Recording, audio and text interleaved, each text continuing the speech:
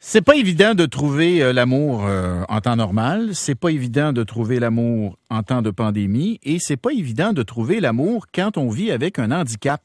Et là, il y a une nouvelle application qui s'appelle Nolu qui vise justement à aider les personnes qui vivent un handicap, qui vivent, dis-je bien, avec un handicap, à trouver l'âme sœur. Et Pierre Ouellette est un athlète paralympique. Il est ambassadeur et utilisateur donc de cette application Nolu.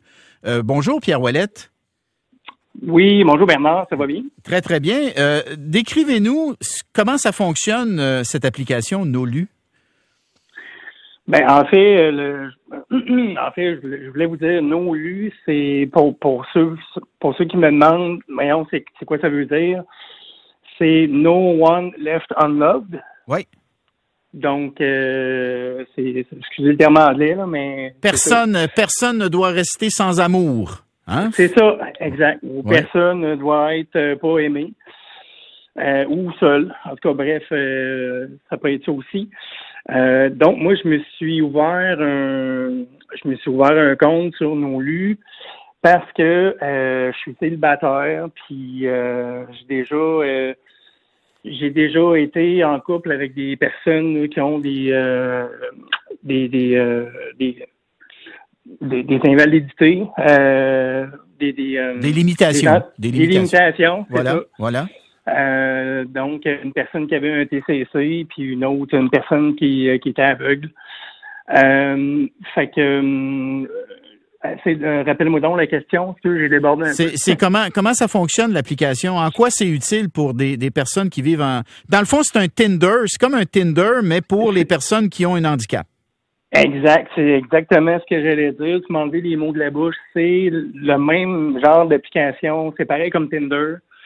Tu te fais un profil, puis sauf que l'avantage, c'est que tu peux sélectionner les personnes qui t'intéressent selon les handicaps. Tu sais, ça peut être quelqu'un qui est aveugle, quelqu'un malentendant, quelqu'un qui est en fauteuil roulant. Fait que tu as beaucoup plus d'options qu'une application là, comme Tinder. Où est-ce que tu fais juste swiper puis tout ça, là. Ça répond, Pierre, ça répond à un besoin, ça? Oui. T'avais besoin de ça, toi? Oui? Ben, effectivement, oui. Moi, pour avoir essayé, là, Tinder puis d'autres applications, j'ai fait un test, là. Dans une application, je cachais mon handicap, puis dans l'autre application, je le cachais pas. Puis, je te dirais que tu seras pas surpris si je te dis celui où ce que je le cache pas, ben, ça a suscité j'ai eu beaucoup plus d'intérêt. Puis, je te dirais que les gens, ben, dans leur réflexe, là, leur réflexe, c'est que quand ils voient quelqu'un qui veut une situation de handicap, tout de suite, ils vont reculer d'un pas vers l'arrière, ils vont tout de suite penser à c'est lourd ou je sais pas si tu me suis.